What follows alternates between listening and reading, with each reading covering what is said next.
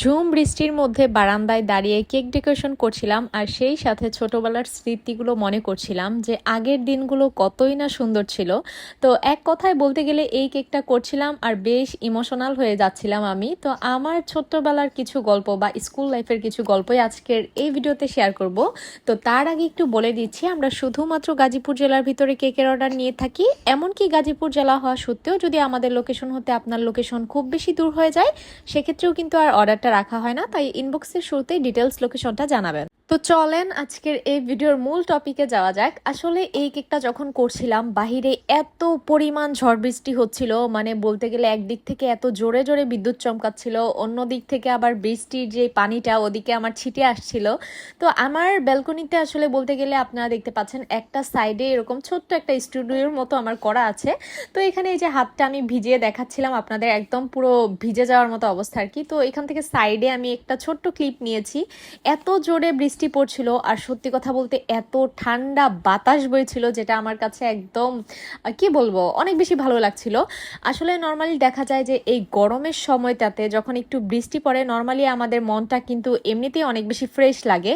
তার উপরে যখন দেখা যায় আমরা বেকারসরা এই গরমে কেক বানাতে গিয়ে যখন এত এত ঝামেলায় পড়ি, তখন যখন এরকম স্বস্তির একটু বৃষ্টি পাই তাহলে তো আর কোনো কথাই হয় না ওই সময়টাতে।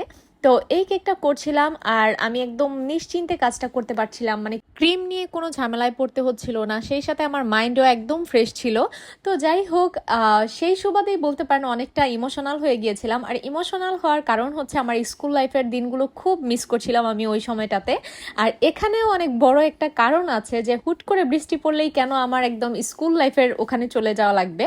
তো সেটার কারণ হচ্ছে আমাদের যে বিল্ডিংটা, আমাদের বাসার দুইতলা নিচতলা হচ্ছে স্কুল ভাড়া দেওয়া, সেই সাথে হচ্ছে আমাদের পাশের বিল্ডিংয়ে হচ্ছে বলতে গেলে আমাদের যে জয়দেবপুরের প্রাইমারি স্কুল আছে তো সেটা। তো যেটা হয় আর কি, এত সুন্দর বৃষ্টিতে আর ওয়েদারটা যদি দেখতেন মানে একদম কালো হয়ে গিয়েছিল পুরা আকাশটা। তো ওই ওয়েদারে বাচ্চাগুলো অনেক বেশি হ্যাপি ছিল। তো ওরা একটা পর্যায়ে গিয়ে দেখলাম যে প্রাইমারি স্কুলের বাচ্চাগুলো এত জোরে জোরে গান করছিল, আর সত্যি কথা সবাই মিলে যখন ওরকম হজবরল গানও বলে না, এত সুন্দর আসছিল টিউনটা। তো একদিক থেকে ঝুম বৃষ্টি, অন্য দিক থেকে বিদ্যুৎ চমকাচ্ছিল, তারপর ওয়েদারের এমন একটা অবস্থা, আবার বাতাস, তো সব মিলে মানে একদম মনোমুগ্ধকর অবস্থা ছিল ওই দিন কেকটা ডেকোরেশন করার সময়। তো ওই বাচ্চাদের যখন গান শুনি প্লাস বিদ্যুৎ চমকালে ওরা সবাই একসাথে হাউমাউ করে উঠছিল, ওই জিনিসগুলো আমার ছোটবেলাটা খুব মনে করিয়ে দিচ্ছিল আর কি। একটা সময় ছিল যখন আমরা এরকম স্কুলের বেলকনিতে দাঁড়িয়ে বৃষ্টি দেখতাম, বন্ধুরা মিলে অনেক মজা করতাম, আমরাও এরকম গান গেয়েছি।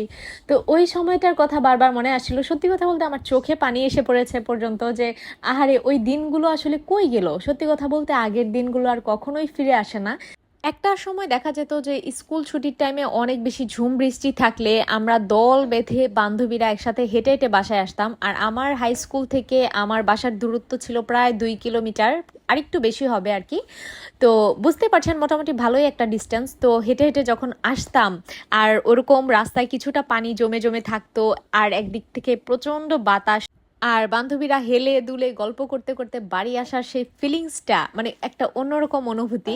বিশেষ করে অনেক সময় না এরকম হয়েছে আমাদের যখন বৃষ্টি পড়তো তখন আর কি ক্লাসগুলো আর হতো না, ওই ব্যাপারটা যে কি মজা লাগতো ওই সময়টাতে, যে হ্যাঁ স্যার এখনো ক্লাসে আসে নাই, মানে অন্যরকম মজা লাগতো। আর ওই সময়টা কি হই হুল্লোড় করে কাটাতাম।